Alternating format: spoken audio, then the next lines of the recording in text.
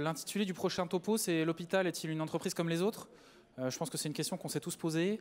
J'ai ma petite idée sur la réponse que Maud Bessy, qui est attachée de direction hospitalière, va tenter de nous répondre, nous éclairer sur ce sujet. Donc je lui laisse la parole. Merci d'avoir accepté de participer. Et puis, merci. C'est à toi. Je peux avoir mon premier... Ah, super. Il y a des gens qui font des concours de pulls moches. Moi, j'ai fait un concours de diaporama moche de Noël. Donc, plaisir des yeux, plaisir d'offrir. J'ai pas fait exprès pour les autres diapos, mais elles sont hyper moches aussi. Donc, je vais me présenter. Je suis Maud Bessy, je suis attachée d'administration hospitalière. Ça veut dire que je suis l'adjoint des directeurs. Je m'occupe de tout ce qui est ingénierie administrative. Oui, il y a une ingénierie administrative et je vais vous expliquer un peu en quoi ça consiste. J'ai fait du CHU, de l'assistance publique, du petit CH, MCO. Et là, maintenant, je travaille en psychiatrie. Faut que je monte ? Je vais monter. Voilà, j'ai aussi fait fonction de directeur. Donc, je sais un peu quand même de quoi il s'agit. Le téléphone de garde, tout ça. J'en suis à ma 4e agence régionale de santé. Et puis, surtout, je n'ai pas commencé à l'hôpital. En fait, j'ai beaucoup pratiqué le BTP. J'ai travaillé en salle blanche de microélectronique, qui est un endroit vraiment propre, contrairement à ces repères de punk à chien crasseux que vous appelez des blocs opératoires. Et puis, j'ai fini en consultante en système d'information et organisation. Et puis, un jour, l'hôpital, comme vous, m'a appelée. C'est comme ça que j'ai fini attachée. J'ai pratiqué également quelques activités extra-professionnelles qui me valent d'avoir des patients et différents fluides sur les chaussures et qui font que je sais qu'au bout de 24 heures, il faut dormir. Voilà. Je fais une petite mise en garde également. Je ne parle ni au nom des attachés d'administration hospitalière, ni au nom des directeurs d'hôpital, ni au nom de mon établissement, ni au nom des Gilets jaunes. C'est un concours de circonstances. Voilà, je vais vous expliquer plutôt ce qui se passe dans les directions et les avis que je vais donner, qui sont parfois un petit peu tranchés, sont uniquement les miens. Voilà, et à la direction, nous, en fait, on s'intéresse à tout l'hôpital. Ça va être ça qui va vraiment varier par rapport à votre vision à vous, qui est forcément centrée sur un service. Je suis soumise à un devoir de réserve en tant que fonctionnaire. Je ne souhaiterais pas que ma carrière s'arrête après cette charmante journée. Donc, je vous remercie pour ce que vous pourrez tweeter ou mettre sur Facebook, de ne pas trop me la faire à la Laurent Wauquiez. Pour que ça ne se finisse pas trop mal pour moi, je fais confiance à votre discernement. Et on va pouvoir y aller, je pense. Je vais vous expliquer d'abord que l'hôpital n'est pas une entreprise parce que c'est une administration. Et puis, je vais vous expliquer aussi pourquoi il faut plus d'entreprises à l'hôpital. Donc, je sens que ça va beaucoup, beaucoup vous plaire.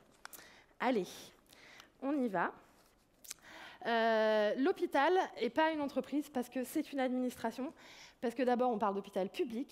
Donc, on parle d'entité publique qui dépense de l'argent public, qui embauche des professionnels qui sont sous statut public et qui naviguent dans un écosystème de droit public. Donc, à partir de ce moment-là, on va quand même retrouver énormément de caractéristiques d'une administration.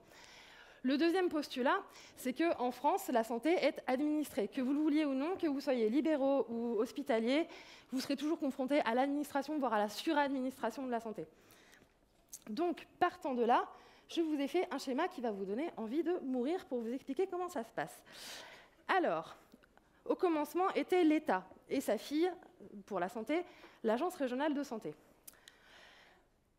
Les bichettes. Et puis l'assurance maladie, puisque c'est quand même elle qui paye les soins, qui, au final, paye nos salaires, paye le matériel, paye tout ça. Donc, à un moment donné, quand ils ont créé les ARS, ils ont intégré un bout des caisses régionales d'assurance maladie dans les agences régionales de santé, histoire de compliquer un petit peu le truc, mais pour vous montrer que l'assurance maladie, c'est pas vraiment un truc complètement privé. Et ça tombe bien, puisque l'État fait passer des contrats aux assurances maladie, qui s'appellent les conventions d'objectifs et de gestion. Et il explique à l'assurance maladie, chère assurance maladie, moi j'ai Bruxelles aux fesses pour le déficit, donc on va se poser un petit peu des limites en termes de dépenses de santé. Donc c'est ces contrats-là qui vont être déclinés pour l'hôpital par le biais des ARS, dans le cadre des contrats pluriannuels d'objectifs et de moyens, qu'on appelle les CEPOM, et dont la traduction annuelle est l'état prévisionnel des recettes et des dépenses. C'est des contrats... Attendez, on va continuer avec les contrats. Des fois, ils s'y mettent à deux. C'est-à-dire que, par exemple, pour les CACAS, on contractualise à la fois avec l'assurance maladie et avec l'ARS. On va rajouter un petit peu de fun à ça. C'est les régions qui ont des compétences décentralisées. Les départements aussi, qui ont des compétences décentralisées, donc particulièrement dans le domaine de la santé, les régions, on va plus les retrouver sur la formation, donc notamment sur tout ce qui est justement gestion des internes. Et puis à la fin, tout ça, tous ces contrats qui descendent en cascade finissent en contrat de pôle, que vous commencez à connaître. Et voilà, pardon, oh, elle était bien, ma dernière slide. Pardon, comment je fais pour revenir en arrière? Je vais aller un petit peu vite. Voilà, donc j'ai tout planté, mais c'est pas grave. Tout ça pour dire que dans le domaine de la santé, le contrat prévaut. Mais ce n'est pas n'importe quel contrat, parce que quand vous signez un contrat, les deux signataires se mettent d'accord sur quelque chose. Dans la santé, tous les contrats dont je vous ai parlé, c'est des contrats obligatoires, c'est-à-dire que si vous ne les signez pas, il me faut 2 slides avant en fait. C'était juste un peu le... Ouais, c'est bon. Merci. Donc, j'étais en train de vous expliquer que si vous ne signez pas les contrats, eh ben, vous avez une amende. Donc, c'est des contrats obligatoires, en fait. C'est ça qui est parfaitement merveilleux. Et en fait, le concept, c'est d'organiser la concurrence pour savoir qui va s'approprier le plus de ressources dans un domaine, dans un milieu de ressources finies.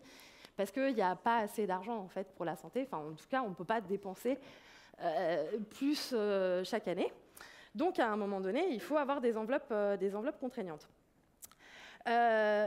Donc, ce concept-là, ce n'est pas de la rentabilité. Je ne sais pas comment vous appelez ça, mais ce n'est pas de la rentabilité. C'est juste pour organiser l'allocation des ressources. Vous constatez quand même qu'on a beaucoup de flèches qui arrivent sur l'hôpital. Et en fait, on a énormément de tutelles. Et les tutelles sont extrêmement intrusives. C'est-à-dire que si l'Agence régionale de santé était une maman, elle serait vraiment une star dans Confession intime. L'Agence régionale de santé, c'est le genre de maman qui vient vous laver vos slips chez vous à 35 ans, alors que vous lui avez absolument rien demandé. Voilà. Ce que je veux vous dire, en fait, c'est que par le biais de tous ces contrats, toutes ces interactions, toutes ces obligations qui pèsent sur l'hôpital, la plupart des décisions sont déjà prises en termes de budget, en termes de ressources, en termes de projets même. On finance voilà, des projets proposés par l'Agence régionale de santé. Je vais vous faire un petit focus sur la mécanique des tarifs avec le graphique le plus moche de l'année, mais qui montre rien en plus, donc c'est ça qui est merveilleux. Mais j'ai tenté le coup. Alors, en fait, pour une pathologie donnée, donc un groupe homogène de séjour, on est payé un certain tarif. Donc, par exemple, la prostatectomie sans complications, ça va être payé 2 500 €. C'est un chiffre fictif que je vous donne, je ne les ai pas appris par cœur, les tarifs. Donc, moi, j'ai remis tous les tarifs à 1 000 €. J'ai eu une banque de données de 2200 tarifs, je les ai tous mis à 1 000 € et, pardon, je les ai tous, excusez-moi, je vais essayer d'être claire. Une prostatectomie, elle m'est remboursée 2 500 €, mais elle me coûte 3 000 €, par exemple. Mais un accouchement par voie basse m'est remboursé 3 000 €, mais me coûte 2 000 € en fait. Voilà. Donc j'ai essayé de normaliser tous les coûts et de voir le tarif qu'on nous payait en face. Donc le graphique, il vous montre que pour 1 000 €, et parfois j'ai des tarifs sur lesquels on va m'en payer 400, et pour un truc qui me coûte 1 000 €, parfois j'ai des tarifs sur lesquels on va m'en payer 4 500. Est-ce que c'est clair ou pas? Parfait. Donc là, vous voyez qu'à un moment donné, on ne peut pas être rentable, à moins de travailler dans la zone qui est en haut, là où les tarifs sont remboursés plus que ce qui coûte. Donc c'est ce que les cliniques vont avoir tendance à faire. Donc pour information, dans les tarifs qui sont en haut, qui sont plus remboursés que ce qui coûte, c'est notamment tout ce qui est chirurgie ambulatoire, parce que c'est des dispositifs incitatifs. Et on va trouver aussi toute la cancérologie, dont vous commencez à comprendre pourquoi les centres de lutte contre le cancer se roulent dans le pognon, et tant mieux pour eux. Mais à l'inverse, nous, à l'hôpital, vu qu'on pratique toutes les activités, on va devoir équilibrer entre des tarifs qui sont très mal remboursés et des tarifs qui sont super bien remboursés. Et alors là, donc tout ce mécanisme-là de tarification, c'est un mécanisme en fait qui est incitatif. C'est-à-dire, par exemple, c'est pour inciter à la chirurgie ambulatoire, pour favoriser le plan cancer, etc. Mais ça, donc, qui est quand même un peu la base, la tarification à l'activité, qui est un peu la base de ce qu'on appelle l'hôpital entreprise, vous voyez bien que ce n'est pas de la rentabilité. En entreprise, on n'appelle pas ça de la rentabilité. Vous allez chez le boulanger et vous lui dites, bon, bah, je vais vous payer votre baguette au lin 5 €, même si elle vous a coûté 50 centimes, parce que je veux encourager la consommation de lin. Par contre, la sans gluten qui vous a coûté 2 € à produire, je vais vous la payer 50 centimes parce que je ne veux pas encourager ça. Donc nous, derrière, après, on est des mauvais gestionnaires dans les administrations. Mais comment est-ce qu'on fait face à des configurations comme ça? Donc, effectivement, vous, derrière, vous vous retrouvez dans des pôles, par exemple, dans lesquels on a mis l'anesthésie-réanimation, le bloc opératoire et la cuisine, parce qu'au final, ça permettait d'avoir des résultats rentables à la fin, des comptes de résultats à peu près positifs.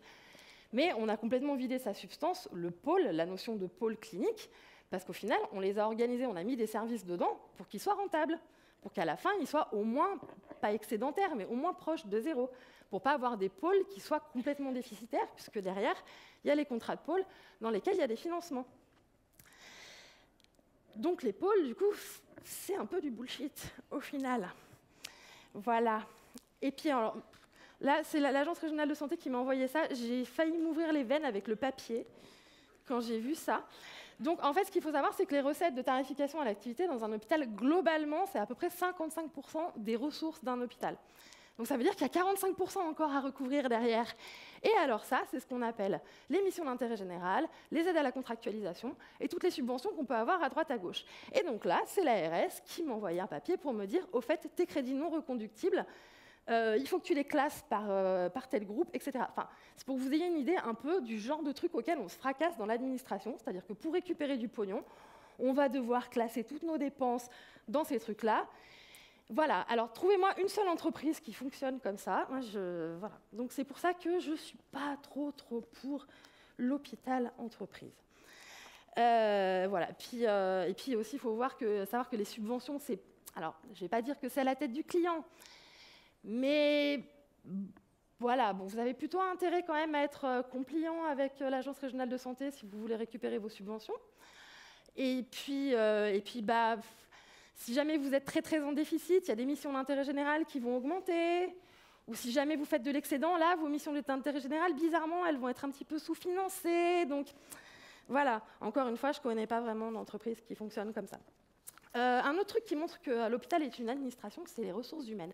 Je ne vais pas vous parler du statut de la fonction publique, je vais vous parler de la compression du titre 1.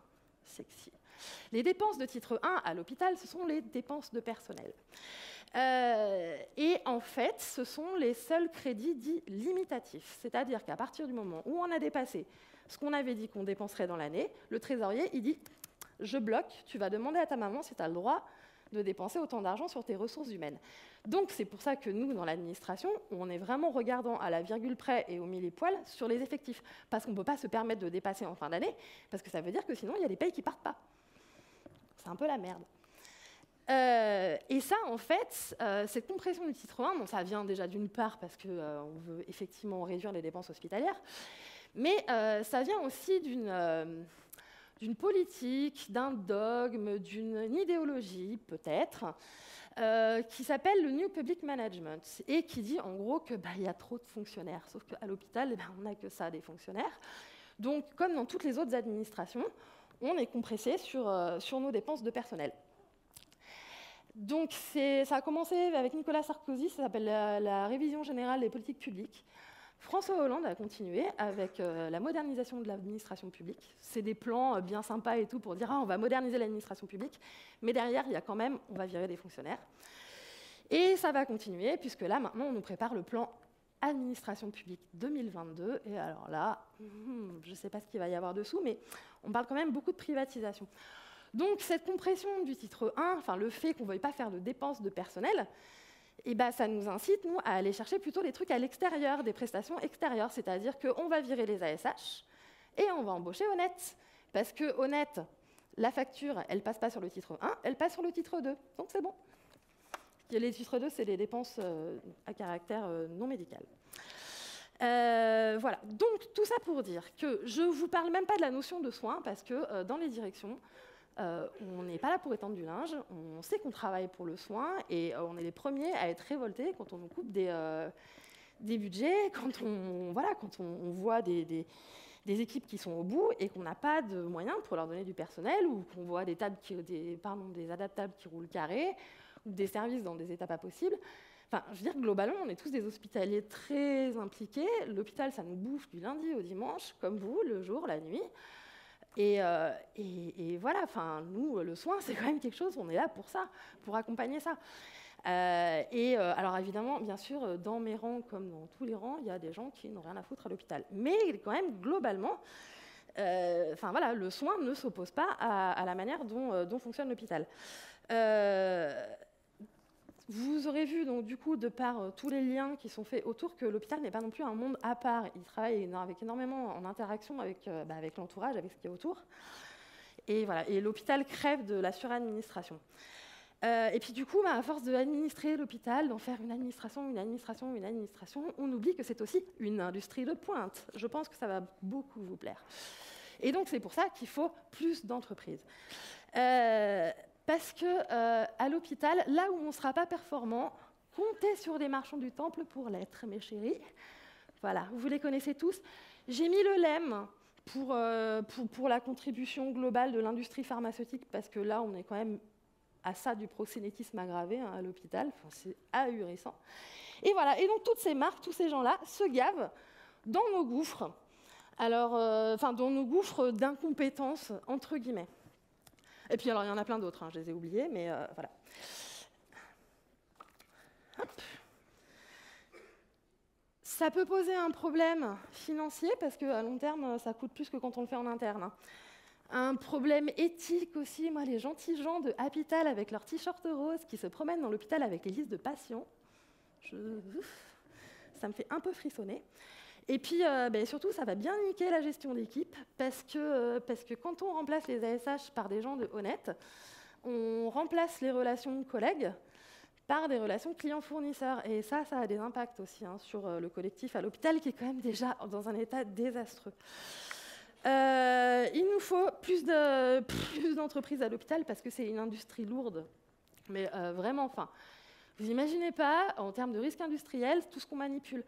Le chimique, le radiologique, on a des installations totalement hors normes que même dans des usines de microélectronique, j'ai jamais vu autant de bécanes au mètre carré. C'est une industrie de pointe, parce que vous serez les premiers quand même à me dire que la médecine, c'est pas au doigt mouillé. Je pense également que vous serez d'accord avec moi pour dire qu'on ne peut pas trouver d'activité plus critique que le fait de soigner des gens. C'est quand même le truc sur lequel il faut prendre le plus de précautions. Il n'y a pas... si on rate un lot de circuits électroniques, ça coûte une Ferrari, d'accord. Mais si on rate un patient, vous savez tous très bien ce que ça coûte. Et je ne parle pas de pognon, je parle de l'aspect humain. On doit aussi se professionnaliser, parce qu'on fait de l'humain, et que donc du coup on ne peut pas y aller au hasard, au petit bonheur la chance. Et c'est pour ça qu'on doit s'inspirer de certains outils des entreprises pour pouvoir faire ça. Et puis parce que on a un métier, alors attention pour le terme, je vais vous choquer, on est sur des métiers de main-d'œuvre, puisque il faut toujours des êtres humains dans l'hôpital. Et en plus, cette main-d'œuvre est extrêmement exposée à la fois au risque physique, mais au risque psychique également. Donc on est obligé d'être pro. Alors, si on était des professionnels de l'organisation d'entreprise, par exemple, on serait en mesure de mettre en place des stratégies de groupe, de se poser des questions avant de regrouper des établissements, avant de créer des monstres, voilà. Parce qu'à l'hôpital, dans l'entreprise et à l'hôpital, la taille compte. Regardez la PHP, regardez les CHU, c'est des boutiques qui sont en train de s'effondrer sur elles-mêmes, sur leur lourdeur administrative. Et on est en train de faire une énorme connerie avec les GHT, donc les groupements hospitaliers de territoire, à faire des boutiques qui vont avoir la taille d'un CHU sur des territoires de 200-300 km de diamètre. On va perdre toute la proximité et on va perdre surtout toute la réactivité, l'agilité. Et c'est ça qu'on devrait avoir. Et là, on s'alourdit. On grossit, on se massifie parce que c'est la massification. Et si on était capable, si on était des vrais professionnels de l'entreprise, on serait capable de voir ces enjeux-là. Mais ces enjeux-là, ils n'existent pas, nulle part. Sur l'organisation interne également, enfin, je veux dire, on est en 2018, on parle encore de lancer des chantiers de synchronisation des temps médicaux et paramédicaux. What the fuck? Ça veut dire qu'on a des équipes qui soignent des patients et qui ne travaillent pas en même temps, ne travaillent pas de manière calée. Moi, personnellement, ça me dépasse totalement. Le lean management. Qui en a entendu parler ici du lean management? Ah ouais, pas tous? Non, parce que tout le monde me saoule avec ça, mais en fait, non. Bon, d'accord, très bien. Bon, le lean management, c'est une méthode de gestion de production. Donc, c'est parfait pour l'industrie. Franchement, c'est très, très adapté pour nos fonctions logistiques, pour nos stérilisations, pour tout ça. Mais on met ça à l'échelle du soin. Donc, il y a des établissements qui lancent des chantiers lean management avec des patients. Enfin, c'est très, très bizarre. Si on connaissait vraiment notre métier d'organisation d'entreprise, croyez-moi, on ne ferait pas des trucs comme ça. La professionnalisation des fonctions support, mes chéris, ça c'est un truc sur lequel il va falloir qu'on s'y mette un de ces jours, au bordel. Les achats, la logistique, les finances, l'informatique. Enfin, c'est pas possible en 2018 d'avoir des structures dans des états pareils. C'est lamentable la qualité du service. La qualité hospitalière, mon Dieu. Donc, alors les gens de la qualité, ça c'est clair, ils savent faire la qualité HAS. Le reste de la qualité, c'est même pas la peine. Dès qu'on a une certification ou un autre truc à leur demander, non, moi je fais la qualité HAS et je fais le COFRAC, bien sûr. Et puis surtout, il faut vraiment qu'on se professionnalise sur la gestion des risques et notamment sur la gestion des risques psychosociaux. Donc vous allez tous prendre votre téléphone et vous allez noter le numéro ici. Parce que on a un petit problème à l'hôpital. Donc sur la gestion des risques, on est vraiment des glands. Sur la gestion des risques physiques, mais alors sur la gestion des risques psychologiques, il n'y a pas plus, en termes d'exposition au risque psychosocial, les métiers soignants, qu'ils soient médecins, infirmiers, aides-soignants, etc., c'est des métiers qui sont extrêmement exposés psychologiquement. Et on n'a rien. Et pourtant, on est face à des gens qui ont des métiers vocationnels, qui sont très impactants émotionnellement. Et quand on mixe tout ça, tout l'hôpital, on a un vrai effet cocktail. Et donc des gens qui sont victimes de cet effet cocktail. Tous les jours, on lit quand même très souvent des histoires extrêmement tristes de professionnels qui sont suicidés sur leur lieu de travail ou pas. Voilà, donc moi je voulais vous rappeler qu'il n'y a pas de surhumanité, que le craquage, ça n'arrive pas qu'aux autres, que ce n'est pas un signe de faiblesse, bien sûr, qu'apparemment, d'après les statistiques, il y a un médecin sur 3 qui irait pas bien. Donc ça veut dire que dans cette salle, si ce n'est pas votre voisin de gauche, si ce n'est pas votre voisin de droite, statistiquement, c'est vous qui avez besoin d'aide. N'oubliez pas ça. Occupez-vous les uns des autres aussi. Donc, notez ce numéro et donnez-le aux gens. Moi, j'en suis à la 10e personne à qui je donne ce numéro. J'ai 100% de satisfaction. Occupez-vous les uns des autres parce que moi, le truc, c'est que je peux pas, vous êtes trop nombreux, je ne peux pas venir tous vous voir pour vous dire « Hey, dis donc, je devrais aller voir quelqu'un quand même parce que là, ça n'a pas l'air d'aller. » Donc, faites-le, occupez-vous de ça. Un autre petit problème aussi, qui expliquerait peut-être cela, c'est la violence des relations dans le milieu hospitalier. C'est incroyable. Moi, j'ai bossé dans le BTP, j'ai bossé dans l'informatique. Je n'ai jamais vu autant de violence dans les échanges qu'à l'hôpital. C'est la chaîne du mépris. Tout le monde méprise tout le monde. Les médecins méprisent les administratifs, qui méprisent les catégories C, qui méprisent machin. Et après, on est tous d'accord pour mépriser le secteur de ville. Après, on est tous d'accord à l'hôpital public pour mépriser les cliniques parce qu'ils sont tous super vilains. Bref, on est dans une chaîne de mépris constante. Donc, on est dans la défiance permanente, et alors que le soin, ça devrait quand même être la quintessence du travail d'équipe. Donc, on réinstaure la bienveillance. Je suis désolée, j'ai un peu l'impression d'être en train de vomir des arcs-en-ciel, et je ne suis pas vraiment réputée pour être une sentimentale, mais pour que j'en arrive à dire des trucs comme ça, c'est que vraiment, vraiment, il y a un problème. Et puis également, il faut qu'on décloisonne. On a tous intérêt à apprendre des métiers des uns et des autres. Et moi, à la première, je trouve que c'est quand même la grosse éclate de partir en stage sur les terrains médicaux ou paramédicaux pour voir vraiment ce que vous faites, parce que moi, c'est ça qui m'aide à comprendre. Et puis, à l'inverse, n'hésitez pas à discuter avec vos directeurs, les attachés, pour qu'on vous raconte un petit peu comment ça se passe, parce que des fois, c'est intéressant de comprendre les autres. Voilà. Pour conclure, emparez-vous de ces sujets-là, parce que tout ne viendra pas de la direction. La gestion des risques psychosociaux, les relations entre les gens, c'est aussi à vous de vous en emparer. Et moi, je rêve d'avoir une CME qui me fout à l'ordre du jour. Comment est-ce qu'on va faire en sorte que les internes aillent bien? Comment est-ce qu'on va faire en sorte que tout le monde aille bien? Enfin, voilà, des thématiques de ce genre-là, plutôt que le CAQES, machin truc, ou la réhabilitation du service, de trucs. Voilà. J'ai fini. J'espère que vous avez des questions ou pas. Merci beaucoup, Maud. Je crois qu'on a une question. Ou des remarques, ou des insultes. Hein, ça sent le débat. Bonjour mademoiselle, j'aimerais savoir le CH de Tuire, c'est où? Parce que je vais être candidat à venir dans cet établissement. Si c'est aussi rigolo la CME que ce que vous nous avez fait là, ça... Pardon, excusez-moi, vous êtes médecin? Oui, je suis médecin, oui. Oh punaise, trop génial! Donc si vous avez des postes, je suis candidat. Mais je veux, oui. Parce que c'était très rigolo, mais il y a juste un problème. La première chose, on n'a pas l'impression que vous soyez très heureuse dans le métier que vous faites, puisque vous n'avez pas arrêté de dire que c'était une catastrophe, ça c'est la première. La deuxième, c'est que je crois que la vraie réponse, c'est que l'hôpital n'est pas là pour gagner de l'argent, il est là pour faire en sorte qu'on en perde le moins possible par rapport à des dépenses nationales qui sont fixées par l'État et qui sont fixées par un vote.